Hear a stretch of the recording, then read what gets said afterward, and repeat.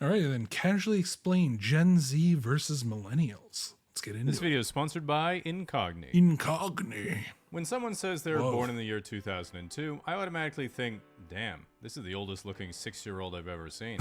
Well, I won't be using that one when they ask me about the island. I was born in 1996, making me just barely a millennial, meaning I'm somewhat of an expert on my older cohort who Wait, when was he built? making me just barely Oh, 96, he's just a little bit older than me. millennial, meaning I'm somewhat of an expert on my older cohort who thinks doggo, pupper, adulting, and having an actual wedding to a real person they love is still a thing. Yeah. Also being able to tell Gen Z that making fun of us for skinny jeans doesn't do anything. We inherited housing prices and 3 financial crises from the baby boomers. You will not even remotely psychologically affect us. You will not even remotely psychologically affect most of us. The first thing we have to do is obviously define the You know, it's a trend I've seen with the younger generation. You know, every generation thinks the generation before them has the cringest music, and you know that happens now. Like I remember when I was in high school, you know, the kind of like more upbeat stomp clap hey you know, I mean a lot of that is admittedly kind of vapid and cringe, but Gen Z kind of seems to have like this, it's just like, I don't know. I'm sure I'm talking to, if anybody's watching this, it's probably a lot of Gen Z anyway. You guys, you seem to have some sort of just like, music can't be happy. It's got to all be sad boys and like kind of vocal fry and just like, oh yeah, come on, live a little bit. generations, which in the textbook is 1981 I'm calling you out. to 1996 for millennials and 1997 to 2012 for Gen Z. Problem is it can be hard to tell when you're kind of in the middle because to the I'm in the middle. the outside observer, Gen Z might look a lot older than they are on account of all the Botox and filler, whereas millennials look a lot younger than they are on account of all the Botox and filler. So technically speaking, I am Gen Z, that's a burden I must bear. My personal cutoff is when TikTok came out. If you got into TikTok, you are more aligned with Gen Z. Like if you're in between, if you're like my age and you got into TikTok, you're more of a Gen Zer. However, if you didn't get into TikTok, then you are more of a millennial. That's been my litmus test. Meaning you have to look at behavioral cues to tell the difference. Because us millennials are trying so hard to cling on to our youth, we're in fact only differentiable from Gen Z by 3 things: ankle socks, hairlines, and when a DJ says, put your hands up, we do it with an open palm, whereas Gen Z does it with a closed palm. Is that a thing? With a closed palm? Wait, why? What? Why? Gen Z does this because you automatically close your hand when you associate with dropping down to the floor, whereas millennials raise an open palm because... What? Also, wait. What's that? What's going on there? What kind of party is this? we don't think Black Lives Matter. While it might sound like I'm here representing my fellow millennials, I did only squeak in there by 1 year, and there are some millennialisms that are too ancient even for me. Take, for example, answering the phone. Why? Similarly, Gen X still texts like they have an old school brick phone, meaning all of their messages are like, yo, bring drinks, see you at 5, sunglasses emoji. Which is at least chill and straight to the point. Millennials, in contrast, have all evolved the 2-thumb texting technique, meaning they're able to send you a single paragraph long text like it's an email that you avoid opening at all costs until you really, really have to respond. True. Gen Z, on the other hand, sends multiple messages to indicate punctuation or a different thought, usually ending it with a skull. Oh my emoji God, to yeah, tell I've you noticed they've that. died and will no Dexter, longer be texting please. you back.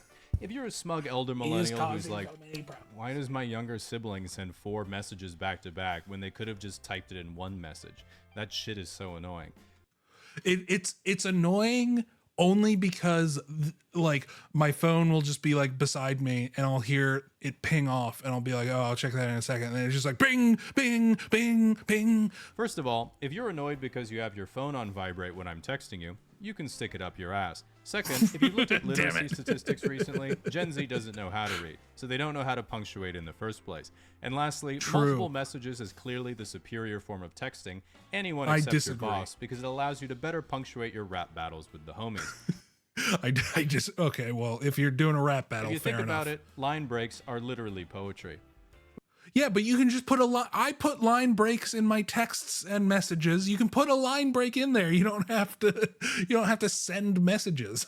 When it comes to socializing and how you like to have a good time, millennials and Gen X are notorious alcoholics, but Gen X also does cocaine and millennials instead do weed.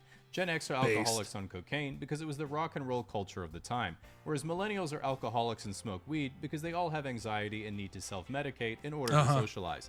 Gen Z, on the other hand, was very gently parented, don't even pretend they'll ever own a home, and never socialize publicly, so they just take Tren, Zins, and Goon for dopamine. One thing that Gen Z clearly outdid the millennials on is their slang, because just like high school, millennials also blundered the language on more than one occasion, coining such terrible turns of phrase as doggo, adulting, epic win, on fleek, it's lit fam, swag, I can't even, I did a thing, and calling any type of knowledge hacks. In contrast, that is annoying is when it's like life hacks and it's just like, oh, you can go outside and walk in the grass to feel good. Gen Z slang had a stranglehold on our broader vocabularies right away. For example, here's some Gen Z slang you hear all the time, which I will now translate in case it's not clocking to you. Let him cook. He's in the process of doing something well that isn't cooking, so don't interrupt him. She ate. She looked good or did something well that isn't eating. Wait, she ate. Charismatically I'm not familiar flirting, with crash that one. out, mental breakdown, shit slaps. It's really good. Fire. It's really good. Hits different. It's really good. Bussin'. It's really good. It's really Gas. It's really It's good. really good. No cap. For real. For real. On Okay, God. For real. True. For real. Facts. For real. Deadass. For real. For real. For real. For real. One thing that older millennials have a terrible take on is that Gen Z has bad fashion. When was this Gen made? Z has great fashion, especially compared to us millennials A of month the same ago. age. Okay. Besides, when most millennials were teenagers, social media hadn't been invented yet. So instead of growing up trying to imitate the most liked Instagram trend, we had peace, contentment, and mixed and matched our clothing like a hand-me-down buffet exactly to our own taste. We didn't dress to impress, we dressed to express our deep cultural anxiety Laser and fear of bothering pointers. our parents. Hell yeah. Dude, I mean, I don't think that was like a specific trend or anything when I was a kid, but it's just like laser pointers are just so cool. Baby boomers got mad at us. I have which one they pretty for much Dexter. always were. You might not like it, but this was peak millennial fashion. To prove that Gen Z has better fashion than millennials, in today's social media, it's common for an influencer to be chatting up girls on the street like, yo, you're so pretty, can I get your number? And she's like, I'm 16. And the guy's like, oh my God, you can't be 16. What? I gotta get out of here, chat. Back in my day, you'd already know they were 16 because we were all ugly. Furthermore, Gen Alpha now thinks that point and shoot is... What? I gotta get out of here.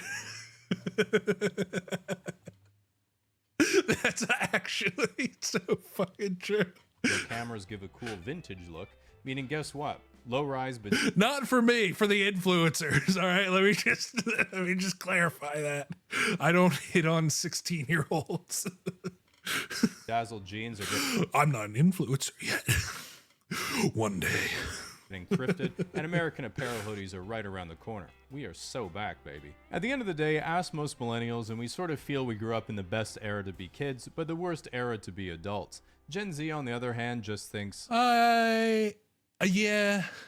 I mean, if you put it like that, yeah, because I feel like we had a good period where technology was developing. Adults weren't so like they weren't hyper vigilant, but they also weren't hyper like critical, right? You know what I mean? It's not like back in the day where you know, beating your kids is like an acceptable thing. But nowadays it's like you're not allowed to let them out. You're not allowed to let kids outside the house for more than a couple hours without parental supervision, or else you'll get the cops called on you, right? for like abandoning your fucking child.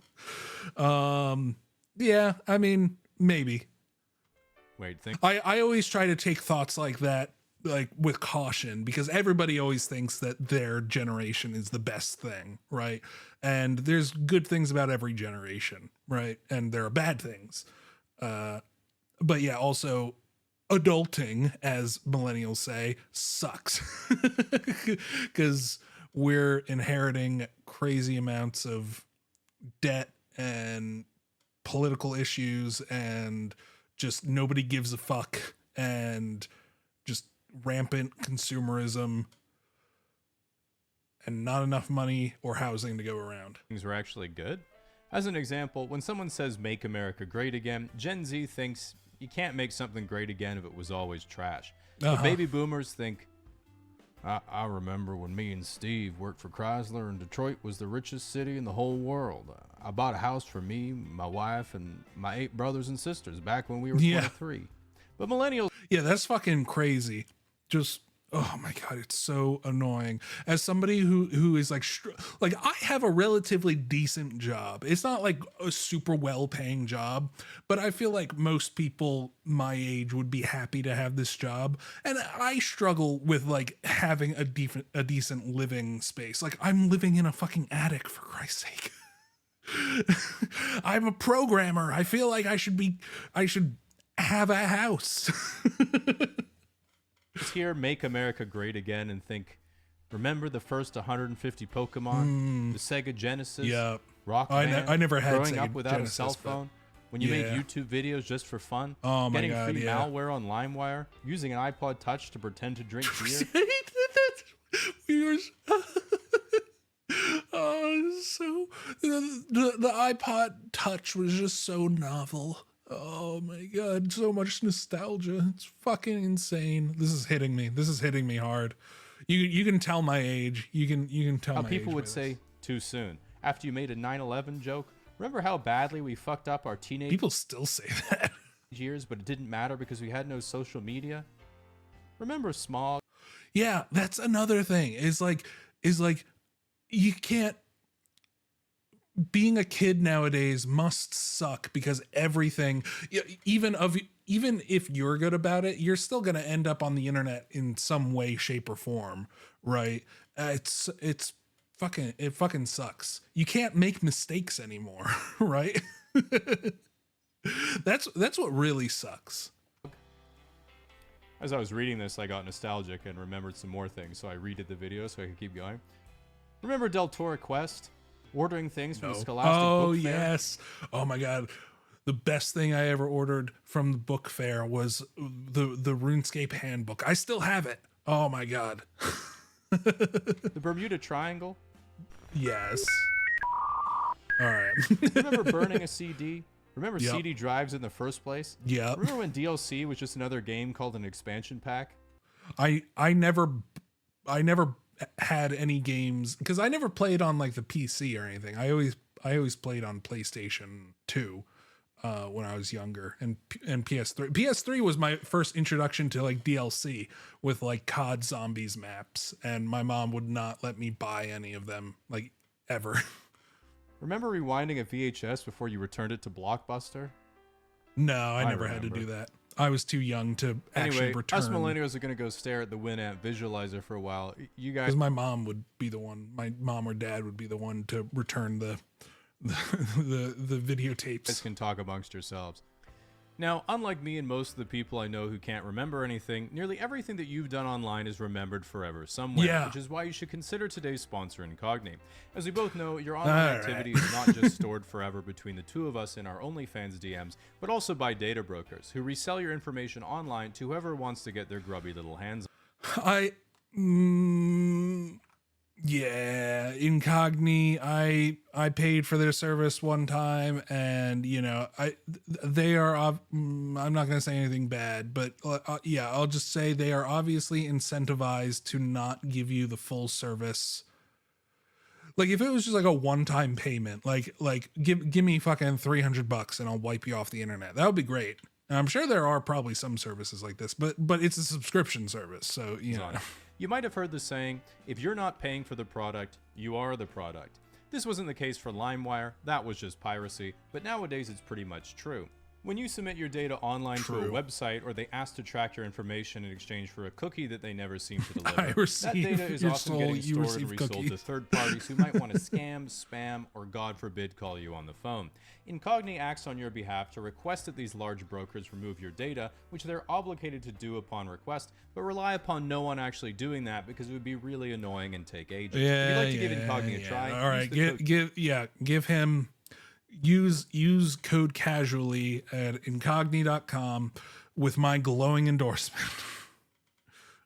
Oh God. Anyway,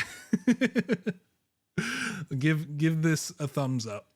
and go subscribe to Casually Explained. All right.